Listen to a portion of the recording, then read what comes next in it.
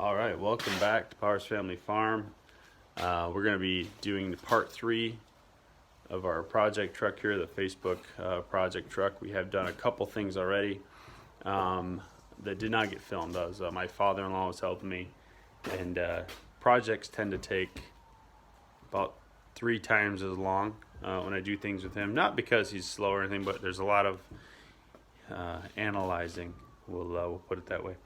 So, but we did do the brake master cylinder and the rear U-joint by the differential. We got that replaced. That thing there was next to nothing. All the needle gears are gone. It was horrible. I don't know how it drove home. So what we're going to work on today is going to be the locking hubs, and I'll show you why we have to replace them here in a minute. But I would also like to thank everyone for watching, and if you could please just scroll down and click that subscribe button. The goal would be 1,000 subs before the first. It's pretty ambitious, and I need y'all's help because I can't do it myself. I can't make 800 emails and just subscribe. I think YouTube might get a little upset with me if I did that. So I'm going to give a quick walk around of the work we've already done and what we need to replace. So the master cylinder there, shiny new. That was a fun project since I broke off the bleeder valve in the passenger rear. And that's an awkward spot by the axle because it's a drum brake, so that sucked. That was no fun at all. Now I'm going on the side of this monster here. You can see here, we did put a brand new U-joint in there. That went pretty good. So now we took all the vibration out of the drivetrain. Well, actually, what we're going to work on today, see if I can get this open here. Don't mind the mess. Let's come around here. So, normally, you have this is a worn, not a very nice worn. As you see, it's really beat up. And the other day I was trying to work these and they were really stiff. So I kind of went like that and it just kind of broke off in my hand. And as you can see, this is shot. This doesn't even do anything anymore. All that chrome-plated garbage is chipping out and falling out. So we're gonna replace both sides. So we're gonna do data. I'll show you what we're working with. I went with mile markers. Not for any particular reason. I've had warns on a couple trucks, and I've always had issues with them. I don't know if it's just and there were never new warns. There were ones that were on the truck when I bought it, and I had ones that all these retaining nuts broke, and it was just a big mess. So I thought I'd mix it up, do something different. So I got these mile markers of Amazon. They were, I think, $63 of free shipping or something like that. There will be a link to these in the description. So if you got to do yours and you like how these look, you can kind of pick them up. So without further ado here. Now it's probably a lot of chrome for that nice rusty paint job I already have, but I'm going to pull these out of here in one hand. Struggle is real. Get out of there, boy. Alright, there we go. So it's pretty much what you expect. It's got that chrome plated ring with like a nylon dial. Here, I don't want to say a second. Sawdust everywhere. So, and this doesn't have a big spring. Like Warrens have a really big spring in them. This kind of has just a, I don't know it's still a type of spring, but it's more like a, I don't know what you call it. It's still a spring, it's not a coiled spring. And I don't really know. I don't think I see much of a difference besides that. The gear set's still pretty standard, 19 spline. Neighbor's home. So all comes in here. You get 2 hubs. So you get your outer snap rings. Let's see. Your spline snap rings.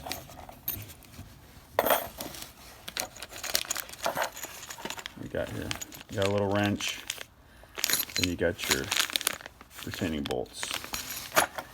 And then some instructions and warranty info.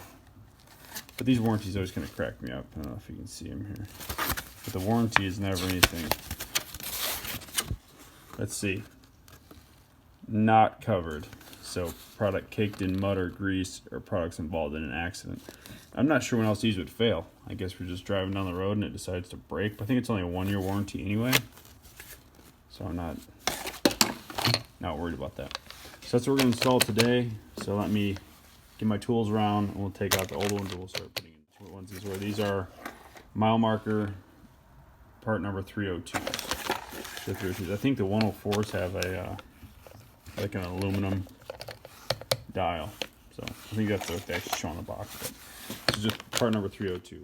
This old one here, just gonna get in there, get them all out, and then we'll just take them all off one by one. But I need both hands to do it because this thing is so. The old one off here. See, this thing is just thrashed. Again, there's just stuff falling out of it. It's got this weird. Yeah, it doesn't look like the ring went bad, but again, I don't know how old these are. These could be super old. So I don't think it's necessarily a knock on worn. You know, these probably weren't properly maintained. They need to be maintenance just like you would your wheel bearings. Same time, same intervals, same thing like that. So, but there's a bit of a difference how these kind of actually, it's got a big spring and it's got everything separate pieces here. You got like 3 or 4 separate pieces. I'm just nasty right here. From this guy, you got your springs kind of built in right there. Then your dial is a whole different kind of setup there. Same initial design, you just get this monster spring. So I don't know if that's going to change anything, but all right, so I got it out. That bottom snap ring took a minute. I needed both hands. When I take the other side out, I'll show you how to do that. But I did notice that this thing is just packed in grease. So I can flip it around. Just packed with grease. You're not supposed to grease these.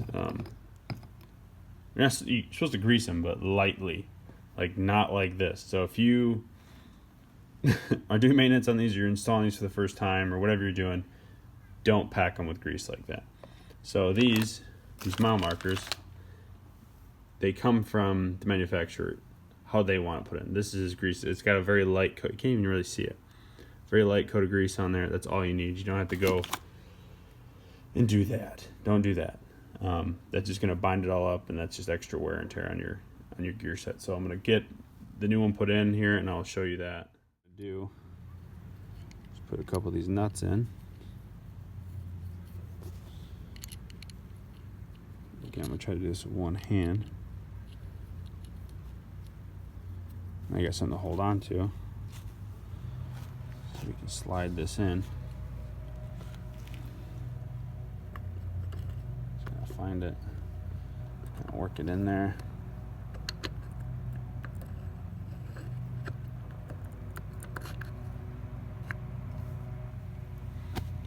And there you go. So as you can see, that spline isn't out far enough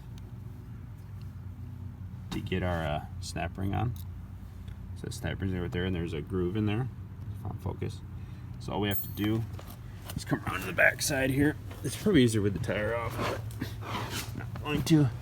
And put a pry bar on that real quick. Right. Let's see if I can get a better angle. Put a pry bar right there, and then push that spline out. So it's super simple. So I'm going to do that. I'm going to get the snap ring on, and then get the big snap ring on. I'll show you that. Just let me get a pry. So I push the spline out. I already kind of started working this thing, so I got the one hand. I don't have a good tripod or anything yet. So I'm gonna stick that in there. Get a screwdriver, give it a little love so it seats in there.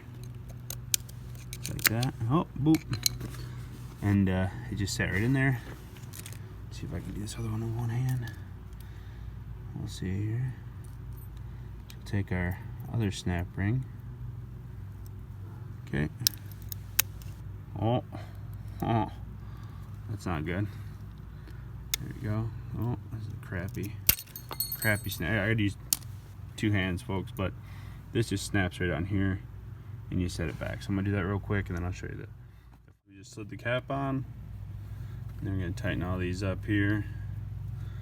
They want it tightened to like 27 foot-pounds to 31 foot-pounds, so snug it up, give it So snug it up and give it a nice, you know, 1/4 inch turn or so.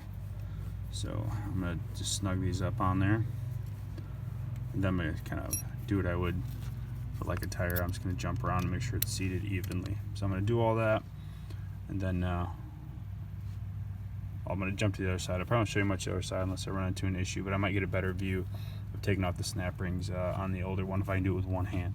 So now it's done. So when you want to lock the axle in, you just give it a turn. It's locked in. It's got a pretty positive, you can feel it when it engages. All in all, I'm pretty happy with it. It's a little bit too much niceness on this truck because it's pretty, it's pretty banged up, but all in all, I'm pretty happy. Quick installation. Let me get to the other side. Maybe I'll get a little bit more of taking the snap rings out just to give you a better idea. As for that, I will talk to you. The other side here, you can see where they were trying to seal it. So I don't know if the O-ring on the hub was shot or if there's a lot of rust here, so it wasn't getting a good seal. Not really sure. So it's probably, if I would have paid more attention, I probably would have noticed that there was some kind of issue going on in here. You shouldn't have to do this. So this one was the nice one. I've already kind of loosened it up. I'm gonna pull it off and we'll just kind of take a look and see what this one looks like. But again, this one's seized. It's seized right up. You can't move it. So let me pop that off. Again, there's a lot of grease in there. This one looks better on the inside. It's not all completely corroded to nothing. But I did notice that, again, they had this one kind of put some kind of caulk in there, like a silicone. Again, it's still seized right up, but they also, you can see this, they tried to silicone each thread. So they were having some issues with water. These were jamming up on them. Something funky was going on, so they tried to home remedy that instead of just replacing it, because like I said, it has a ring on it right there, that O-ring, and this one looks like it's seen better days. I mean, I don't know why it would have just failed on them, but again, if you put these in deep mud holes or anything else, but you can still the crud in there. So we'll keep an eye on it. We'll see if it's an issue with this hub itself or kind of what's going on. But so let me get this one pulled out. And so now that I have this better here, so there's the one ring here. You want to take this ring off, then inside here, I get this crap out of the way. You can see it right there. So there's another ring in there, right there, snap ring. So what you want to do is take your pick. I'll show what I was using here. Just take your pick. Got some cheap, just a Harbor Freight. It's got grease all over it. You just want to get in there, find the end of it, and you'll just pull that out. So I'm going to rotate that after I pull this crap out. And oh, look at that. It's all inside there. Wonder why it didn't work. I'll find the end of it, get my pick under it, and then I'll just pop it out. So that's all you got to do.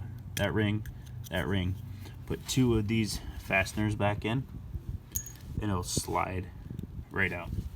And put the new one in, snap ring, put the dial back on, and you're good to go. So I'm going to finish this up. I'll talk to you real quick, and then we'll...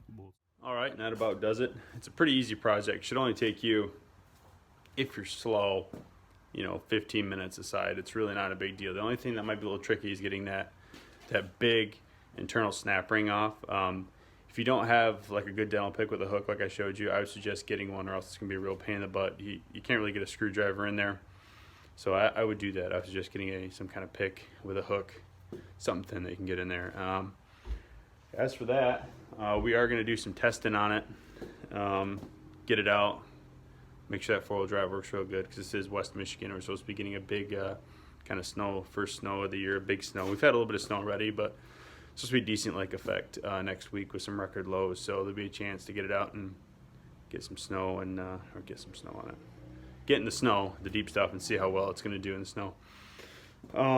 Yeah, I think that's going to do it all for now. A little update on the farm property. So I had a couple family things pop up that kind of derailed everything, but I still have access to the property, but we probably won't be doing much with animals until the spring. So I'm going to spend the winter kind of getting some fencing and getting some fence chargers and getting just some things around bit by bit, and I'll show you as I do that. I'm going to continue kind of doing the truck stuff. It's another thing I enjoy doing. I enjoy working on rusty gold, so we probably see a lot of that in the future. Even once the farm gets going, you probably see a lot of me just tinkering on stuff. I got an old steel chainsaw I want to get going. Hasn't ran like 10 years. That'll probably be a video too.